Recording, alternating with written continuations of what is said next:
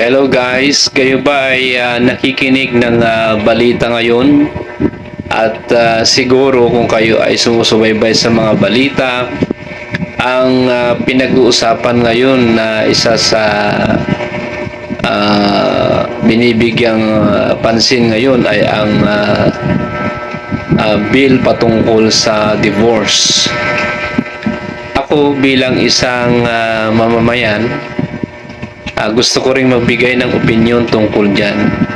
Pero bago yan, atin munang pakinggan ang isang interview kay Senador Jinggoy Estrada. Sir, on the divorce bill, ano yung final results ng survey na ginawa mo among senators? Alam mo, halos, kasi I haven't asked the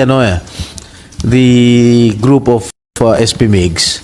I only talked to Senator Joel, and of course, being a Christian, he's against the divorce bill. So yun lang na naisulat ko nga dun sa I will just explain my position why I am against the divorce bill.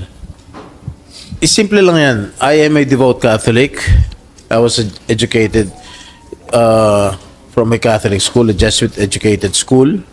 And I adhere to the teachings of our Catholic Church. Period. Yun lang yung sa akin. At the reason why I also am against divorce is that pwede naman mag-annulment. Kaya lang marami nagrereklamo, mahal-mahal magpa-annulment, mahal-mahal. Di gawa na lang tayo ng batas para mapadali ang annulment. Para mas mura para sa ating mga kababayan at expedite yung mga annulment cases. Yun lang naman yung sa Yan, so narinig natin ang interview kay Senador Jinggoy Estrada. Hindi siya payag sa divorce maging yung mga kasama niyang ibang mga senador. Para sa akin po, ang divorce po kasi ay napakadali na yan. Ang paghiwalay ng mag-asawa. Wala nang gaanong dadaan ng proseso o patayan.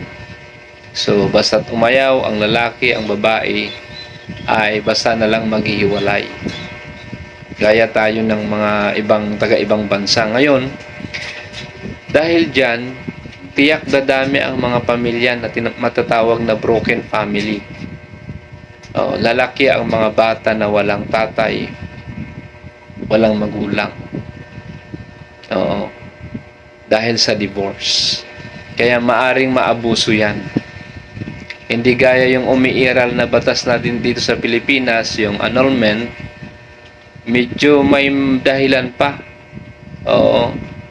Kasi may susundin kang proseso para maaprubahan yung annulment.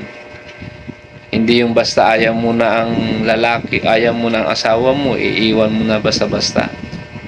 Malakas na ang loob mo na iwan ang pamilya mo dahil sa divorce. Kaya tama si Senador Jinggoy Estrada na dapat iamin na lang yung batas na mapadali, mapamura yung proseso ng annulment, no? Kasi nga tayo pa rin ay gumagalang sa tinatawag na sacred matrimony, yung ginagawang pagpapakasal ng mag-asawa. Kasi kung ipilit natin yung divorce, wala nang kwenta ang kasal. Bakit pa tayo magkakasal kung may divorce din? Kasi kung yung kasal kasi ay sagrado na pagsasama, yung sagrado na kasal ay sagradong pagsasama ng mag-asawa o pagpakakasal, na yan ay dapat na ating binibigyan ng halaga, importansya. Kaya dahil kahit ang mag-asawa dumadaan ng pagsubok, no, hindi basta-basta naghiwalay dahil nga sa kasagraduhan ng pagkakasal.